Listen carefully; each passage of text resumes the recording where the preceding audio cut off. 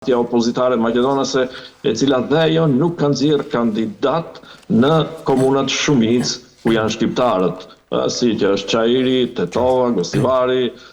Struga, Dibra, kështu me radhë. Pra në qoftë se përballë këtij koalicioni të madh triumfon sërish ta quaj Ali Ahmeti, sepse realisht ai është figura qendrore e gjithë këtij koalicioni, atëherë normalisht se do të ketë një lloj krize në atë që sot të quam koalicion qeveritar mes VMRO-s dhe Vlenit. Për faktin se Trysnia mendoi që natyrshëm do të rritet ndaj kësaj qeverie, e cila më pas do të jetë në një situatë që do t'ja diktojë vetë kohë për të marrë një vendim për zgjedhje të parakohshme parlamentare. E qartë. Mirë zotëria Dilje, përpara se ta mbyllim temën e Maqedonisë dhe për të kaluar shkurtimisht te Kosova, pyetja e fundit, çfarë roli ndërkaq shpritet të luajnë dhe ndërkombëtarët në këtë proces? A do të mjaftojnë ata vetëm me monitorimin teknik apo nga ana tjetër mund të japin dhe mesazhe politike për stabilitetin, por sigurisht edhe për bashkëpunimin ndëretnik? Po, është një pyetje me vend, do ta thosha Griselda, për faktin se deri më sot faktori ndërkombëtar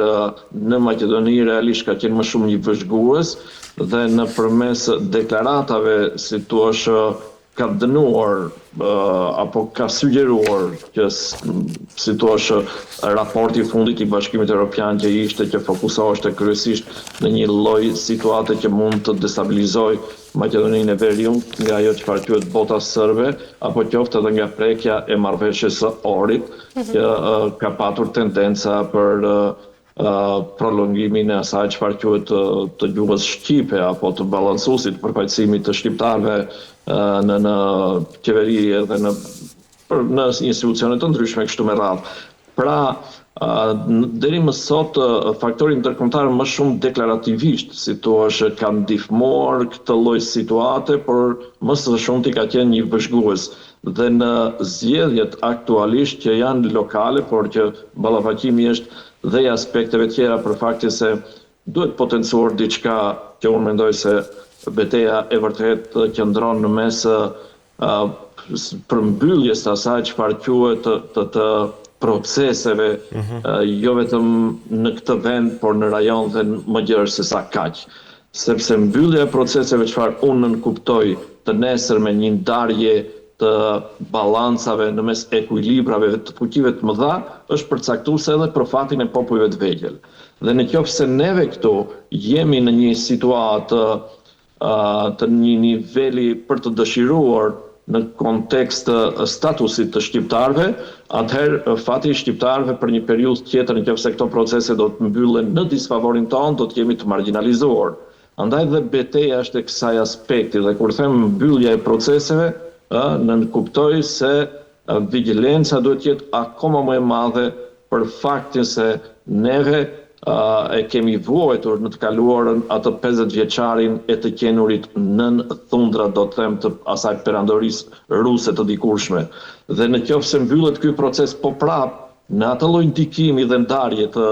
interesave të gjeopolitikës, atëherë për neve është kjo fatale. Prandaj them se ballafaqimi është më i thellë se sa i zgjedhjeve lokale. Prandaj dhe faktori ndërkombëtar mendoj se duhet në këtë rast që të jetë më i zëshëm dhe që të ndihmojë, si thua, vullnetin e shqiptarëve, por edhe të palës maqedonase, që padyshim një kontingjent i madh dhe i atjeshëm janë të interesuar për integrimin e vendit drejt Bashkimit Evropian dhe shkëputjen një herë përgjithmonë nga ndikimi i botës ruse. Qartë, për të kaluar shpejt e Kosova, gjykata kushtetuese atje në vendimin e 30 shtatorit ka thënë që kuvendi nuk është konstituuar, duke lënë 12 ditë kohë nga momenti kur do të dalë vendimi plot, kur do të publikohet vendimi plot i gjykatës, për ta përfunduar konstituimin e kuvendit, që do të thotë për të zgjedhur nënkryetarin nga pakica serbe. A do të ndodhë diçka e tillë apo do të konsumohet pa rezultat edhe ky vendim i gjykatës kushtetuese të Kosovës? Atëherë ajo çfarë në këtë rast personalisht më shqetëson, por mendoj se edhe pjesën dërmuese të ndjekësve të situatës politike në Kosovë është jo idea e këtij momenti në kuptim të asaj që nuk ka një lloj relevance të madhe një pjesëtar i komunitetit serb për të qenë një nga 5 nënkryetarët e kryesisë së Parlamentit të Kosovës. Por ajo çfarë duhet të na shqetësojë në këtë rast dhe që përbën realisht një moment jo të favorshëm për pozitën e Kosovës në arenën ndërkombëtare është se tani më po shndrohen serbët në viktimë përpara optikës dhe fokusit të diplomacisë ndërkombëtare. Andaj mendoj se kjo nuk duhet të ndodhi nga partitë politike të Kosovës, duhet të tregon pak më të zgjuar, do ta them, më tolerant në përzgjedhjen e këtij antari të kryesisë nga komuniteti serb, për faktin se tani më zëshëm dhe zhurmshëm Beogradi, por edhe lista serbe, në përgjithësi politika serbe po e shfrytëzon këtë rast duke treguar gishtin tek një mungesë të vullnetit shqiptarët që kanë dhe se komuniteti serb atje po rrezikohet gjithnjë më shumë nga shqiptarët. Kjo është ajo çfarë realisht duhet të shqetësoj të gjithë klasën politike të Kosovës dhe gjykimi apo vendimi i gjykatës kushtetuese në këtë rast, unë mendoj se është i drejtë për faktin se jep edhe një mundësi politikës atje që të reflektoj për ta zgjedhur ata antarë të kryesisë kuvendit të Kosovës. Dhe shpresoj që në këto 12 ditë, në momentin kur do të zbardhet vendimi i gjykatës kushtetuese, që klasa politike e Kosovës të reflektojë mbi këtë moment dhe mos t'i japim alibi apo mundësi dhe hapësirë akoma më shumë një ofenzive të diplomacisë serbe, e cila në këtë rast absolutisht mezi po pret si thua lëshime të kësaj natyre për të viktimizuar veten edhe pse ato janë agresorët. Zoti Dili, ky afat 12 ditor pra i shënis pas publikimit të gjykimit të plot, sa mund të jetë i mjaftueshëm për konstituimin e kuvendit dhe formimin e qeverisë nga ana tjetër?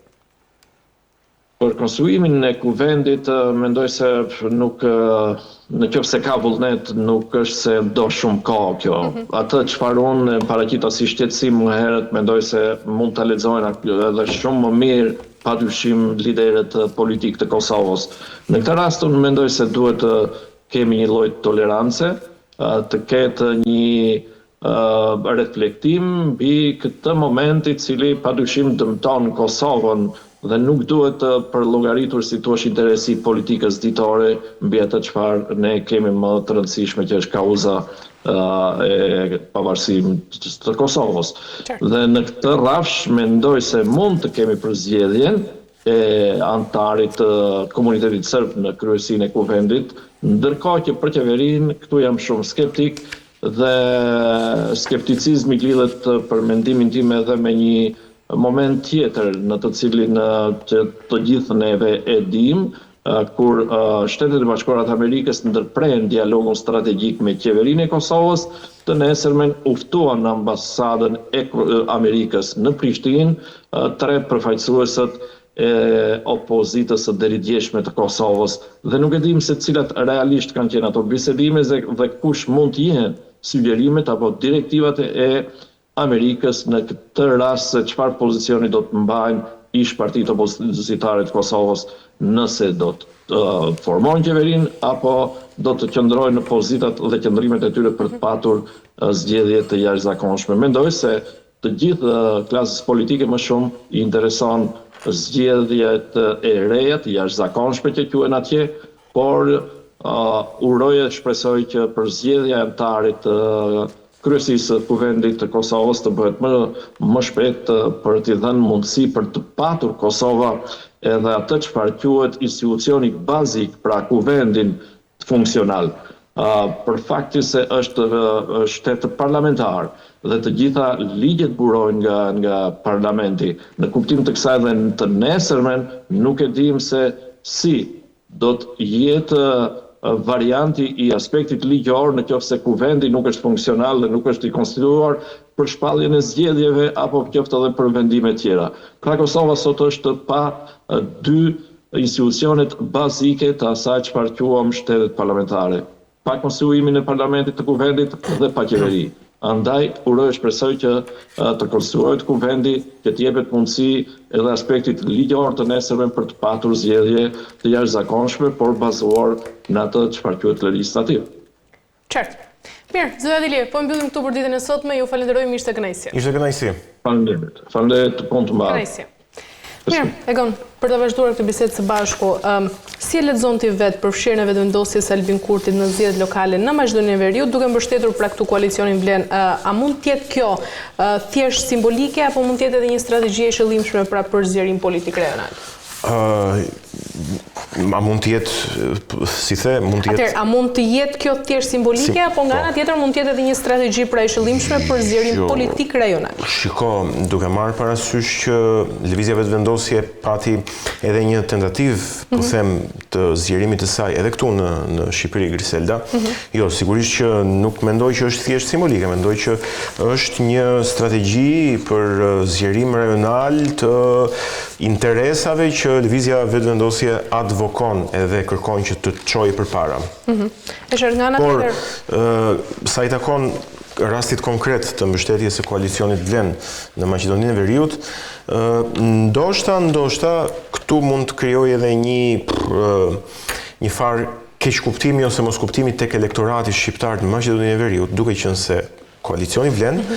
është në koalicion më të madh qeveritar me një forcë e cila është nacionaliste dhe e djathtë, e cila po themi nuk është në përputhje me të paktën me disa vlera dhe ideologjinë politike të lëvizjes vetëvendosje që është e majtë nga ana tjetër. Sa ndikim real mund të ketë kjo, Egon, pra mbështetja e një partie kosovare në elektoratin shqiptar në Maqedoni?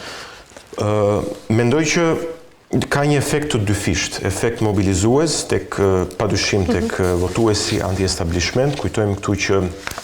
sa i takon politikës shqiptare në Maqedoninë e Veriut, Bashkimi Demokratik për Integrim, Ali Ahmeti është parë gjithmonë si establishmenti i shqiptarëve në atë vend. Kështu që rolin e mobilizuesit kundër Ali Ahmetit mund ta ketë deri në informase, duke qenë se edhe koalicioni qeveritar Vlen VMRO-DPMNE ka vetëse një vit e pak në pushtet dhe ende po themi mund të mos jetë krijuar atmosfera dhe sentimenti i nevojshëm për ta kundërshtuar dhe për t'i bërë një opozitë, sepse shumë pak kohë kanë ende në pushtet. Nga ana tjetër mund të riskojë edhe një kundër efekt, çdo monedhë ka dy ande, themi, ku po themi ka një garë të ashpër në Maqedoninë të Veriut midis Vlen dhe BDI-s, duket sikur nuk është thjesht garë për zgjedhje rajonale, por është garë për zgjedhje parlamentare, dhe kjo gjë, ndërhyrja e vetëvendosjes mund të perceptohet edhe si një ndërhyrje e jashtme më shumë tani edhe tek pala maqedone, slavo-maqedone. Duke qenë se vetëvendosja e Egon, pra ka zgjedhje lokale në Kosovë më datën 12 tetor dhe përballet gjithashtu pra si e dim edhe me krizë politike të brendshme, a rrezikon kjo lëvizje të perceptohet si një shpërqendrim nga problemet e Kosovës?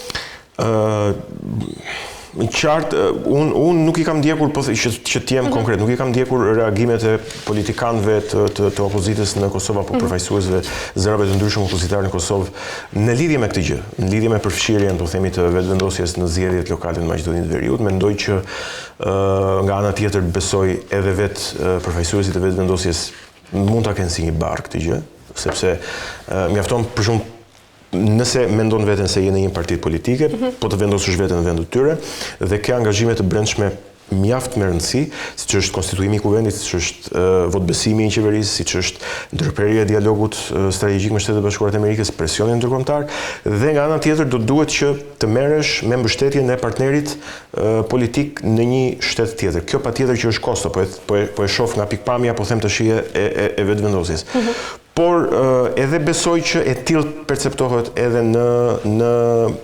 elektoratin e Kosovës brenda, po them, brenda të Kosovës, si një përhapje dhe harxhim energjie